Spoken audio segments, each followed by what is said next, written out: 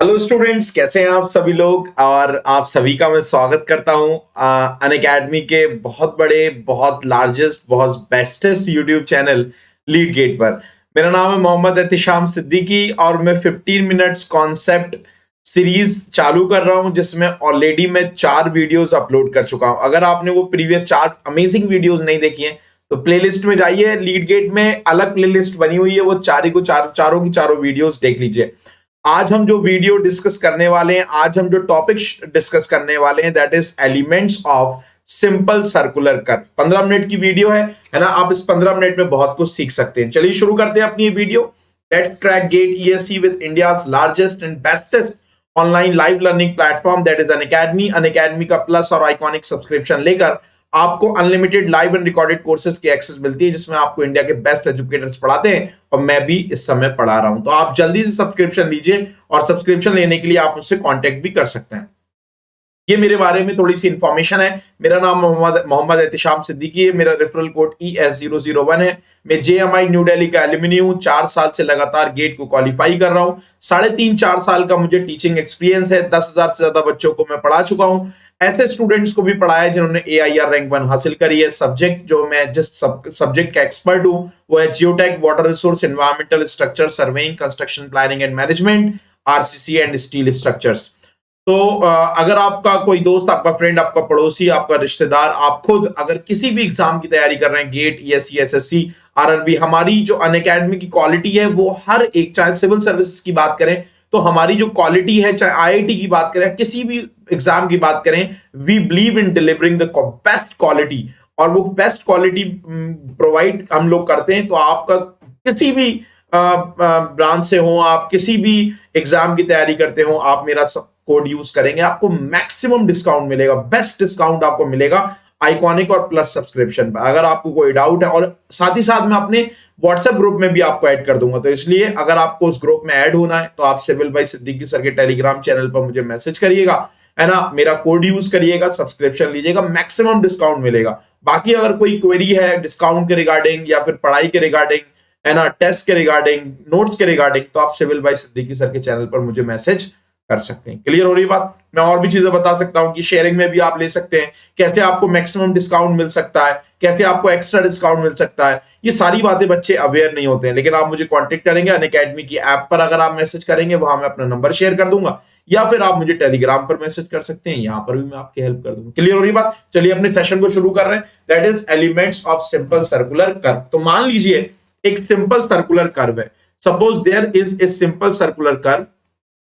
So suppose this is a simpler circular curve. इन elements को समझने से पहले, समझने के लिए आपको बेटा डायग्राम को समझना बहुत जरूरी है और उन टर्मिनोलॉजीज को समझना बहुत जरूरी है। जब तक आप टर्मिनोलॉजीज को नहीं समझेंगे तब तक आप जो है इस कर्व को समझ ही नहीं पाएंगे। तो suppose for example this is elements को समझ ही नहीं पाएंगे। तो for example this is a simple circular curve. ये मेरा सिंपल सर्कुलर कर्व है and suppose this is the radius of simple circular curve. And suppose this is the radius of simple circular curve. This is basically the radius of simpler circular curve. O is the center of the curve. O is basically the center of the curve. O is basically the center of the curve. And suppose लाओ इसको dash बना देता हूं, dash line बना देता हूं। तो ये मेरा एक सिंपल सर्कुलर कर्व है। इसके एलिमेंट्स को समझने से पहले आपको बाकी सारी चीजें समझनी पड़ेंगे। This is basically the radius of the curve. This is called as radius of curve R. This is basically the radius of curve R. Very good. This point, if you talk about this point is the point before the starting of the curve, or it is the starting of the curve, and this tangent is before the starting of the curve, and this tangent is after the end of the curve. So this point is basically T1. This point is basically T1, and this point is called as point of curvature. Similarly, this point is T2, and this point is called as point of tangency. This point is called as point of tangency. So this tangent, the tangent before the starting of the curve, is called as back tangent, and the tangent after the end of the simple circular curve is called as forward tangent. इस tangent को हम बोलते हैं बेटा forward tangent, और curve के शुरू होने से पहले जो टेंजेंट होती है उसको बोलते हैं हम बैकवर्ड टेंजेंट। तो अगर मैं इस बैकवर्ड टेंजेंट को आगे एक्सटेंड करूं और मैं इस फॉरवर्ड टेंजेंट को आगे एक्सटेंड करूं, suppose I am extending this backward tangent and I am back tracing this forward tangent, तो ये कहीं पर आपकी इंटरसेक्ट करती हैं, एंड जिस पॉइंट पर ये इंटरसेक्ट करती हैं उस पॉइंट को हम बोलते हैं पॉइंट ऑफ इंटरसेक्शन। उस पॉइंट को हम बोलते हैं पॉइंट ऑफ इंटरसेक्शन और वी। तो बैक टेंजेंट फॉरवर्ड टेंजेंट से कितना डिफ्लेक्ट हो गई, बैक टेंजेंट फॉरवर्ड टेंजेंट से जितने एंगल से डिफ्लेक्ट हो जाती है उसको बोलते हैं डिफ्लेक्शन एंगल या डेविएशन एंगल डेल्टा। ये दोनों बैक टेंजेंट जिस एंगल पर इंटरसेक्ट करती हैं उस एंगल को हम बोलते हैं एंगल ऑफ इंटरसेक्शन थीटा, उसको बोलते हैं एंगल ऑफ इंटरसेक्शन थीटा। और आपकी सर्किल की प्रॉपर्टी होती है कि अगर फॉर एग्जांपल ये एंगल अगर डेल्टा है ना, तो ये एंगल भी क्या हो जाएगा, ये जो दिस ओ, ये जो दोनों रेडियस बीच में एंगल बनाती है इसको बोलते हैं सेंट्रल एंगल। तो because of the property of the circle ये एंगल भी आपका क्या हो जाएगा, डेल्टा हो जाएगा। क्लियर हो रही बात। अगर मैं T1 को T2 के साथ स्ट्रेट लाइन से जोड़ूं, अगर मैं T1 को T2 के साथ अगर स्ट्रेट लाइन से जोड़ूं, तो this is basically the arc of the curve. ये वाली जो दिख रही है black black, this is the curvature of the curve, arc of the curve. और यहां से यहां तक की जो टोटल लेंथ होती है ना, इस T1 से लेकर T2 तक की जो आर्क लेंथ होती है इसको बोलते हैं length of the curve small L. और T1 से T2 तक की जो स्ट्रेट लेंथ होती है इसको बोलते हैं हम लोग, this is called as chord length, this is basically called as chord length, that is called as L, that is called as chord length L, इसको हम बोलते हैं बेटा एल। सिमिलरली अगर हम बात करें ये जो आपका पॉइंट ऑफ इंटरसेक्शन है, अगर हम बात करें ये जो आपका पॉइंट ऑफ इंटरसेक्शन है, पॉइंट ऑफ इंटरसेक्शन से हम लोग अगर फॉर एग्जांपल इस कर्व के सेंटर पॉइंट तक वर्टिकल डिस्टेंस देखें, इस वर्टिकल डिस्टेंस को बोलते हैं एक्सटर्नल डिस्टेंस या फिर apex distance E.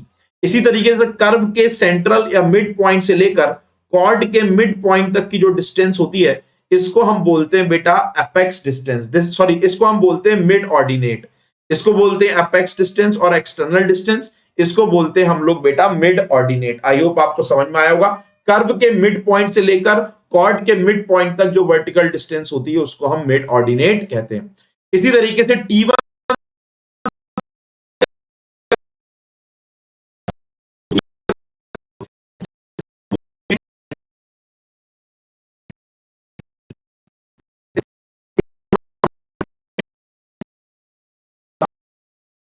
Point of intersection तक की जो डिस्टेंस होती है इस डिस्टेंस को बोलते हैं हम लोग tangent length, this is called as tangent length.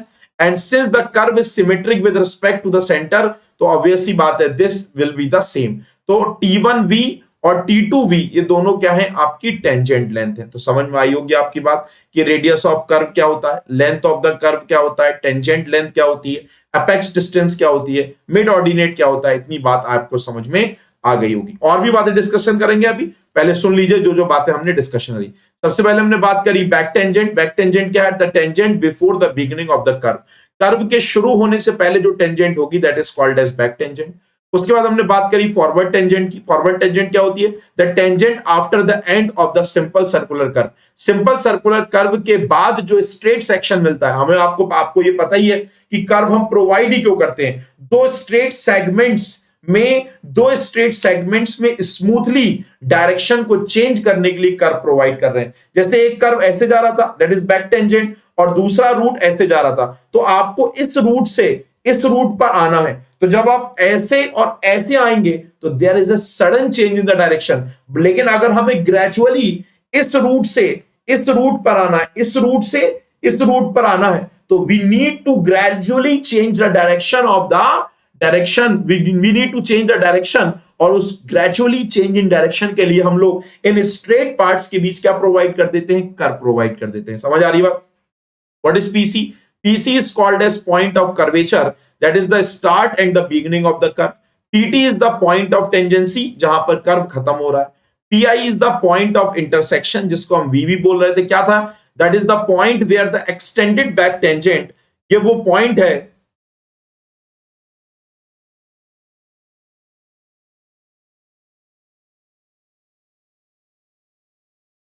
ये बेटा वो पॉइंट है जिस पर एक्सटेंडेड बैक टेंजेंट और बैक ट्रेस्ड फॉरवर्ड टेंजेंट आपस में मिलती हैं। इसी तरीके से डेल्टा क्या है? Delta is basically the deflection angle.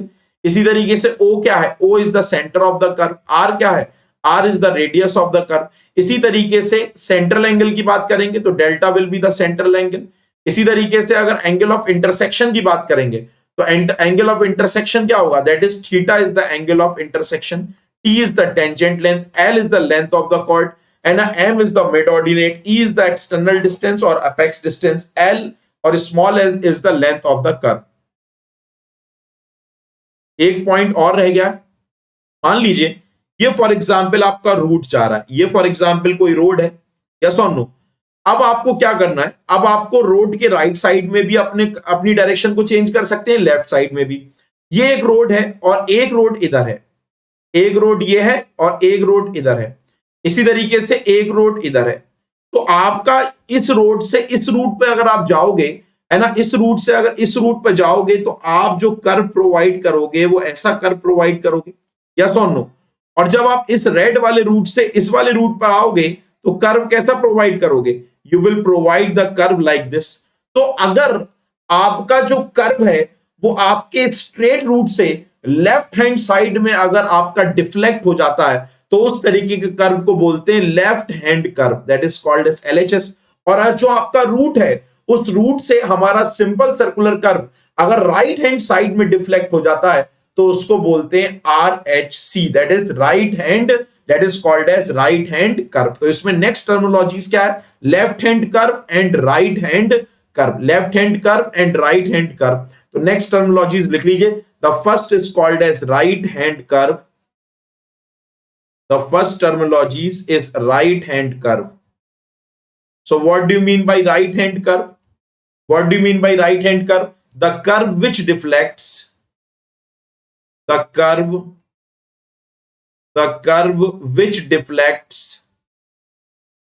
the curve which deflects, the curve which deflects right side, the curve which deflects right side of the direction, right side of the direction of the curve which deflects right side of the direction of the progress of the root, progress of the route. जिस direction में आपका root progress कर रहा है उसके right hand side में अगर curve deflect होता है that is called as right hand curve. इसी तरीके से लास्ट डेफिनेशन क्या है? Left hand curve. I hope आपको जो मैंने प्रीवियस फिगर दिखाया उससे आपको समझ में आ गया होगा। Next is called as left hand curve. What is left hand curve?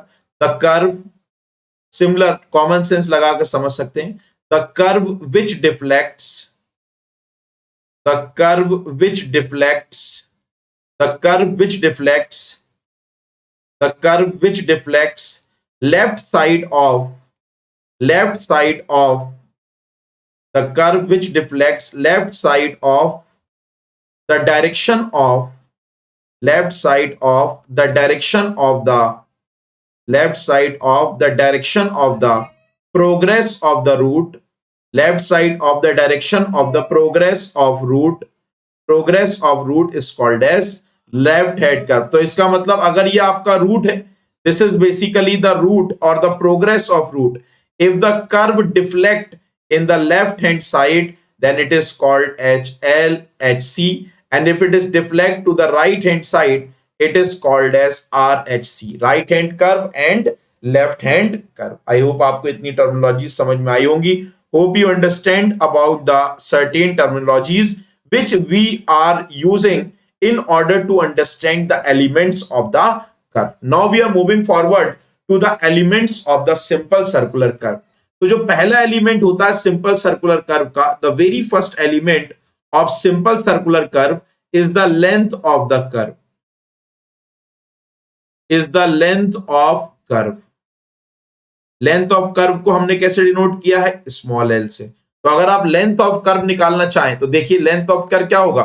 Angle delta angle is equal to arc upon radius. तो लेंथ ऑफ कर्व क्या हो जाएगा? R into delta. Length of curve हो जाएगा आपका R, L is equal to that is equal to are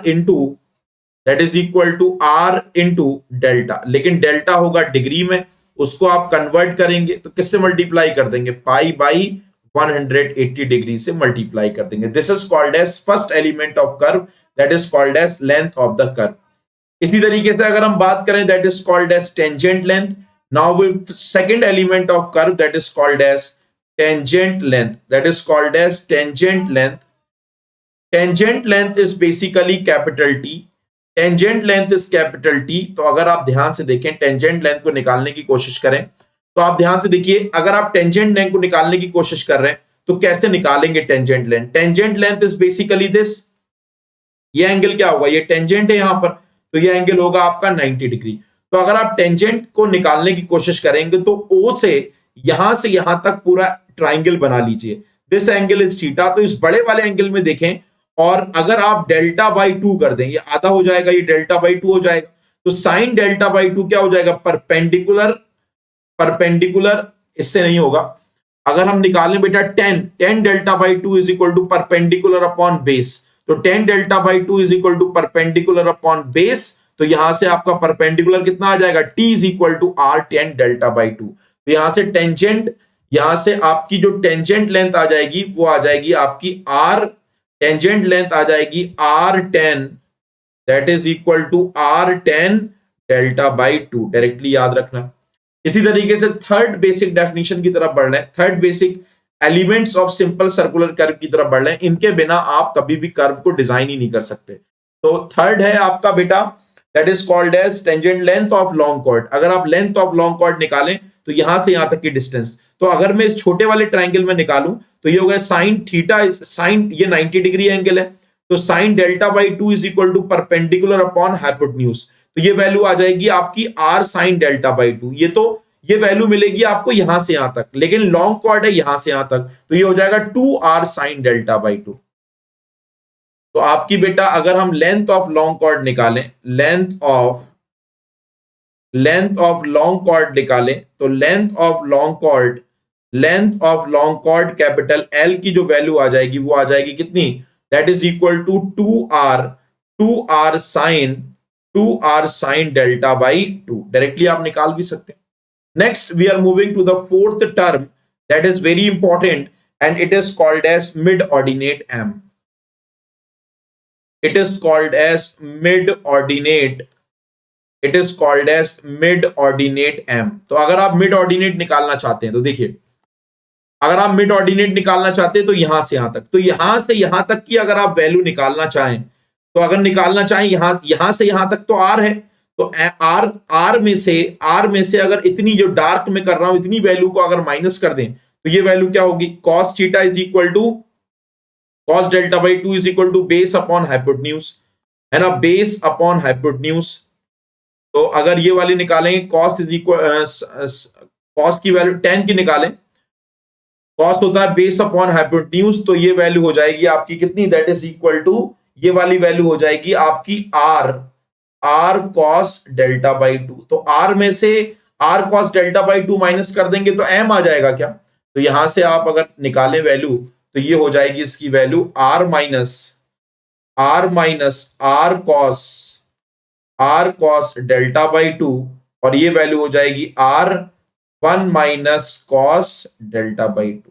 तो mid ordinate आ गया R 1 minus cos delta by 2। और आपको ये बात याद रखनी है कि 1 माइनस कॉस थीटा, याद रखना बेटा, यहां लिख देता हूं 1 minus cos theta is equal to versine, trigonometric term में versine of theta, versine of theta is equal to होता है 1 माइनस कॉस थीटा। तो यहां से मैं लिख सकता हूं mid ordinate is equal to R versine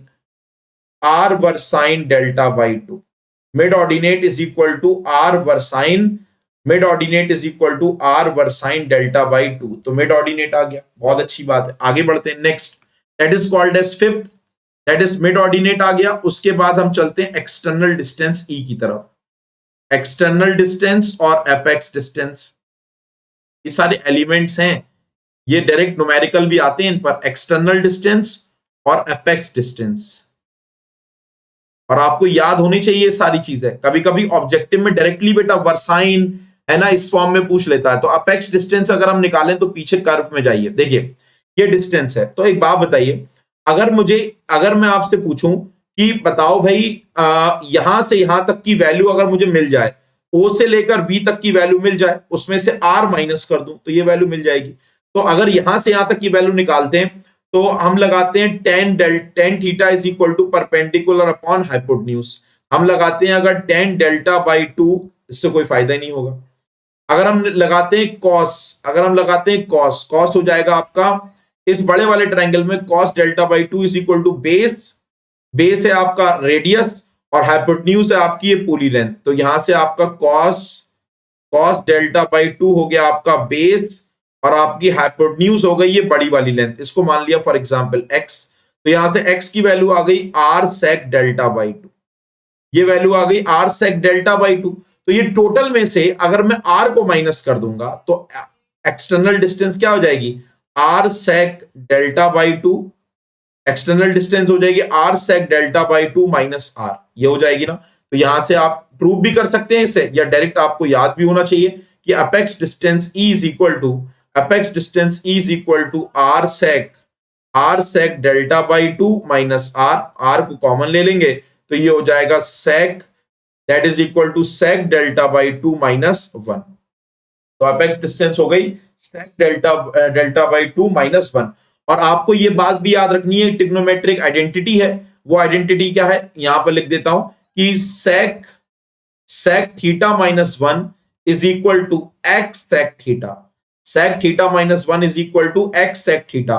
तो यहां से आप ये भी लिख सकते हैं कि एक्सटर्नल डिस्टेंस ऑब्जेक्टिव में पूछ ले जाता है, sec डेल्टा बाई टू है तो इसको लिख लेंगे x sec delta by to. तो कभी कभी ऐसे भी ऑब्जेक्टिव में दे देता है। तो एक्सटर्नल डिस्टेंस आपको समझ में आ गई। उसके बाद सिक्स्थ और लास्ट एलिमेंट है that is called as chainage. What is chainage?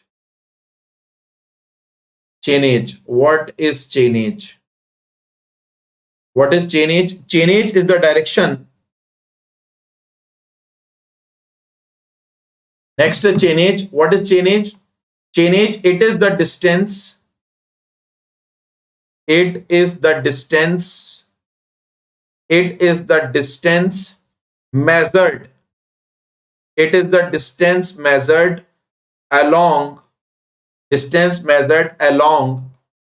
the progress of survey work, along the progress of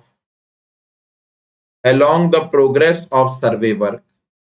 जो आप सर्वे वर्क कर रहे हैं उसके अलोंग, जो भी आप सर्वे वर्क जिस दिशा में कर रहे हैं उस दिशा में जो भी डिस्टेंस आपकी मेजर होती है उसी को बोलते हैं चेनेज। तो अगर मुझे चेनेज निकालना है किसका, अगर मुझे निकालना है चेनेज ऑफ T1, T1 क्या है, पॉइंट ऑफ कर्वेचर, इसका चेनेज निकालना। देखो पीछे जाओ तो आपका जो प्रोग्रेस हो रहा है, आप जो काम कर रहे हैं वो इसी दिशा में तो कर रहे हैं, तो आपको यहां का चेनेज पता होगा। तो यहां का चेनेज अगर आपको पता है उसमें से टेंजेंट लाइन माइनस कर देंगे तो यहां का चेनेज मिल जाएगा। फिर आप कर्व ऐसे बना रहे हैं तो अगर T2 का या पॉइंट ऑफ टेंजेंसी का चेनेज निकालना है तो उसमें क्या और ऐड कर दूं, कर्व लेंथ और ऐड कर दूं तो मुझे चेनेज मिल जाएगा किसका, T2 का। तो यहां से अगर चेनेज ऑफ T1 निकालेंगे तो क्या लिखेंगे, chainage of T1 is equal to chainage of point of intersection और माइनस टेंजेंट लेंथ। और टेंजेंट लेंथ निकालना सिखा दिया है क्या, r10 डेल्टा बाई टू। इसी तरीके से chainage of T2 is equal to किसके बराबर, chainage of T2 is equal to क्या हो जाएगा, chainage of T1 plus curve length, and curve length is L। तो आई होप आपको ये elements of simple circular curve समझ में आए होंगे। और भी इस पर हम लोग बेटा और भी शॉर्ट वीडियोस बनाएंगे। अगर आप कर्व पर अगर ये वीडियो आपको पसंद आई है तो वीडियो को लाइक करिएगा, वीडियो को शेयर करिएगा, हमारे चैनल को सब्सक्राइब करिएगा और ज्यादा से ज्यादा दोस्तों के साथ इसको शेयर करना मत भूलिएगा। और अगर आप ऐसे ही छोटे छोटे टॉपिक्स पर, जैसे हर एक स्टूडेंट का एक टॉपिक वीक होता है, 4 टॉपिक वीक होते हैं, चाहे किसी भी सिविल इंजीनियरिंग का टॉपिक हो, आरसीसी का हो, स्टील का हो, आप कमेंट सेक्शन में बताइएगा। अगर वो टॉपिक 15 से 20 मिनट में खत्म होने वाला है तो उस टॉपिक पर हम लोग आपके लिए जरूर वीडियो बनाएंगे ताकि आपका कॉन्सेप्ट ठीक हो सके। तो कमेंट जरूर करिएगा, दोस्तों के साथ शेयर जरूर करिएगा। ये इनिशिएटिव इसीलिए शुरू किया गया है कि आपको पूरा सब्जेक्ट पढ़ने के लिए इंतजार ना करना पड़े जो टॉपिक आपका वीक है। जो भी आपका टॉपिक वीक है आप कमेंट सेक्शन में बताइए, हम उस टॉपिक पर जरूर आपके लिए बेहतरीन वीडियो बनाएंगे। वीडियो को लाइक करने के लिए, चैनल को सब्सक्राइब करने के लिए हार्दिक मैं आप लोगों का शुक्रिया अदा करता हूं। और अगर आप सब्सक्रिप्शन लेना चाहते हैं तो आप मुझे जरूर संपर्क करिएगा। अनअकैडमी ऐप पर भी मैसेज कर सकते हैं, टेलीग्राम पर भी मैसेज कर सकते हैं, मैं अपना कॉन्टैक्ट शेयर कर दूंगा। Thank you so much, bye bye, take care, keep rising, keep revising and take care of yourself.